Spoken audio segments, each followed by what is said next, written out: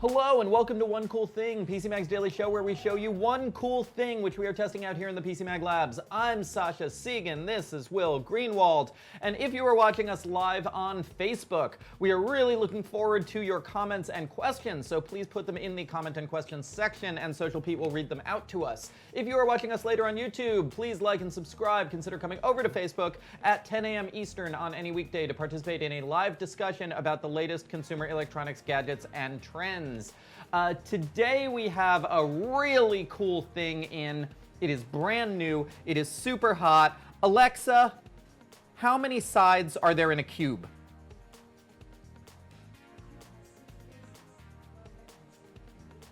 Vertices. It even has vertices. This is the Amazon Fire TV Cube. And Will, why is it so cool? Well, it's basically a combination of an Amazon Fire TV, which we like, and the Amazon Echo, which we love. It's pretty much just an Amazon Fire TV. It's a 4K media streamer. It supports HDR. You have all of this nice stuff with apps and streaming services and games if you pair a Bluetooth controller. We don't recommend it. If you want gaming, use a console or a PC. But the interesting thing is that Fire TV's always had well, before they originally didn't have the voice remote, but then they added a voice remote. Hit pinhole mic, press a button, talk into this. What's the weather this week?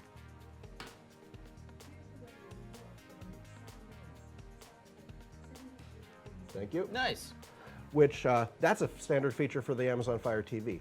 But, Alexa, what's the weather next week? Here's the weather in New York for the next 7 days. So with the Amazon Fire TV, typically you can't just yell at it. You need to be holding the remote and pressing the button? Nope. This is the first Amazon Fire TV device that has far range, like whole room, hands-free Alexa. So leaning back on the couch, not even knowing where the remote is, you can have that experience now. Yep.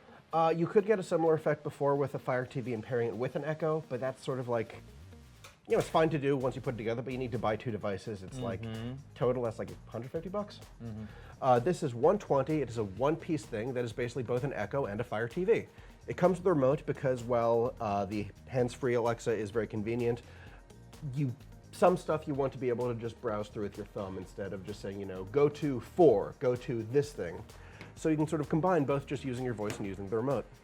Well, so in terms of, well, I guess before I get to the programming navigation, Right. What does it have in terms of video channels? What kind of programming do you get on this box? Pretty much everything you got on any Fire TV. You have all of Amazon stuff, Amazon Video, and Amazon Music, of course.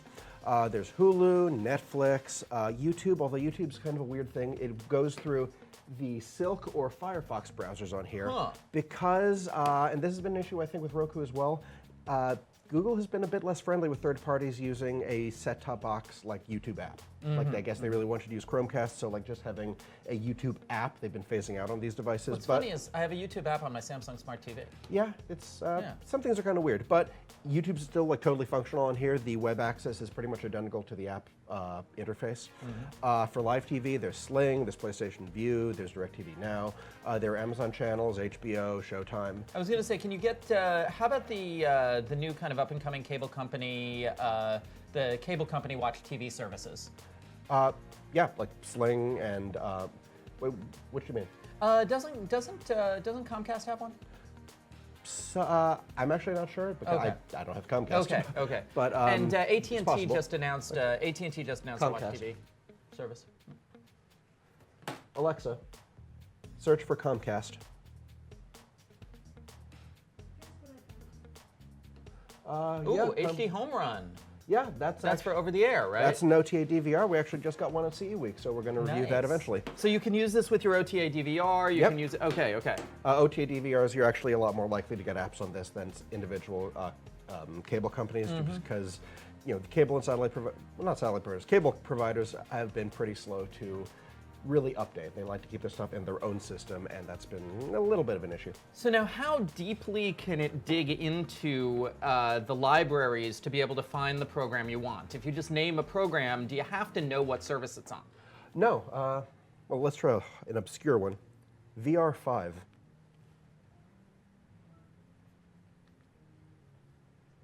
Nope, Okay, nope. I was not expecting that. It ran for like half a season in like 1992. Well then, but how about Alexa, Watch Babylon 5.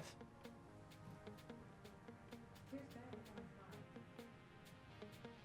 5. And where does it take me? Uh, To space. It takes me to space. this does. Prime Video. Prime Video. Pre-roll- This is an ad. pre-roll Yeah, ads, it's a pre-roll yeah. ad. Yeah. We'll go home.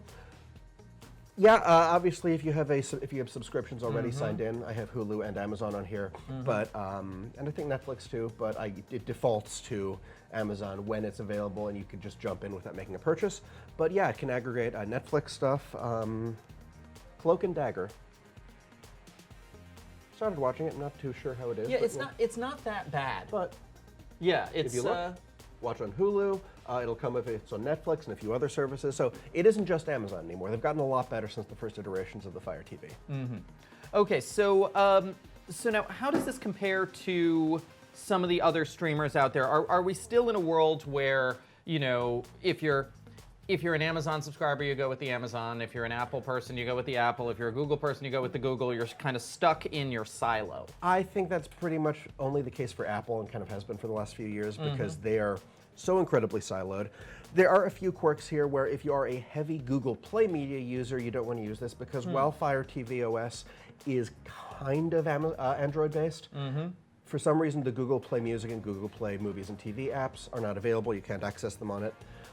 Maybe you can through the web browsers, but that's pretty clunky.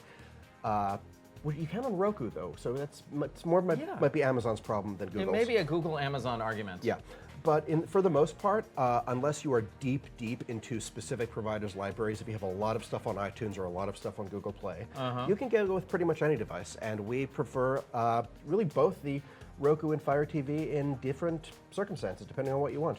And so now, echo-wise, now Yep. is it playing things out of its own internal speaker? Is it playing them out of the TV? Is it both? It depends what you want to do. So let's try this. Alexa, play "Smooth" by Santana. Smooth by Santana.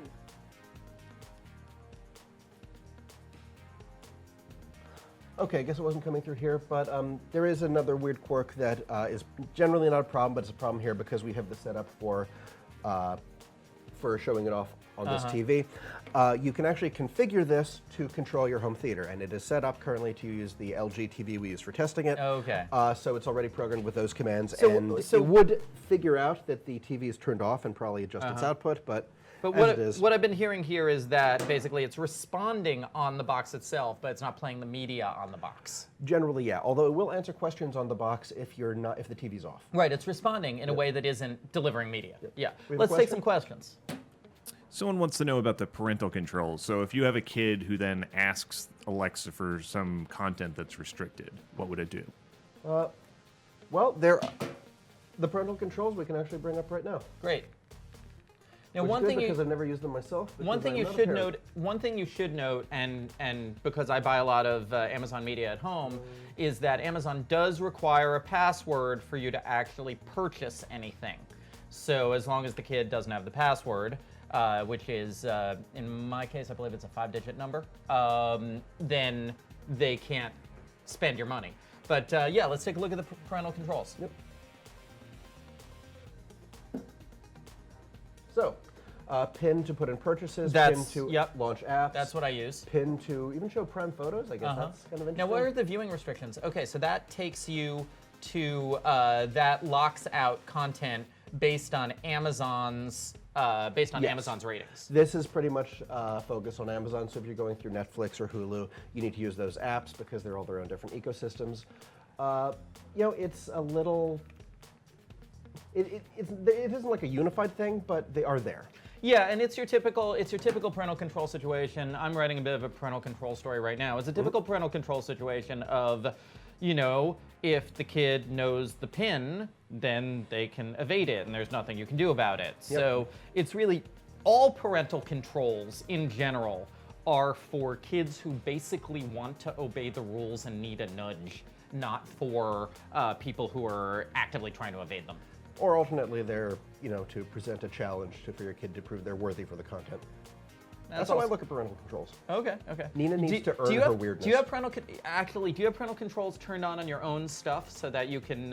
Yes, I don't want my cats to see smut. I was thinking so that you could have that sense of accomplishment when you're. But it doesn't count if I know the pin. Trying to watch Game of Thrones. Okay, let's take another question. This is using Wi-Fi, right? There's no Ethernet port? There is Ethernet. There's actually, not on here, it comes with a USB dongle for Ethernet, kind of like the Fire TV, but it does come with it, which is actually pretty nice. It's a nice touch.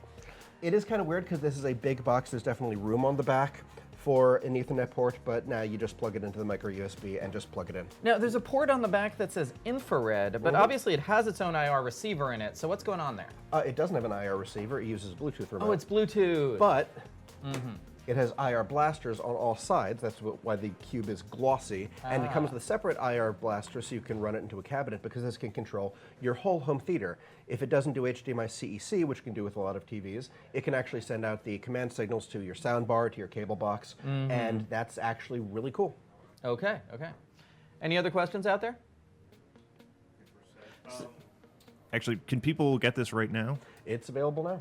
Okay. I believe so. So the Amazon Fire TV Cube, we rated it 4.5 stars and editor's choice. Yep. So you think people who are looking for a media streamer right now, this is the one they should pick? I won't say any media streamer is the one you should pick because it depends on your use case. If you don't have a 4K TV, get a Roku Streaming Stick HD or a Fire TV Stick. They're $50, or less than that. I think the Fire TV Stick's like 40. If you have 4K but you have an Echo, you can just pair the Echo with it if it's in the same room. So get that for $70. We really like the Fire TV too.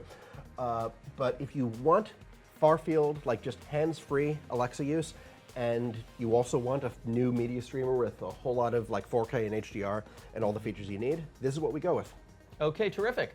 Well, thank you all for watching. This has been One Cool Thing with PCMag.com. We will be back on Monday at 10 a.m. with another cool thing live on Facebook. If you are on YouTube, then please like and subscribe. Check back every weekday, and we will always have another cool thing for you.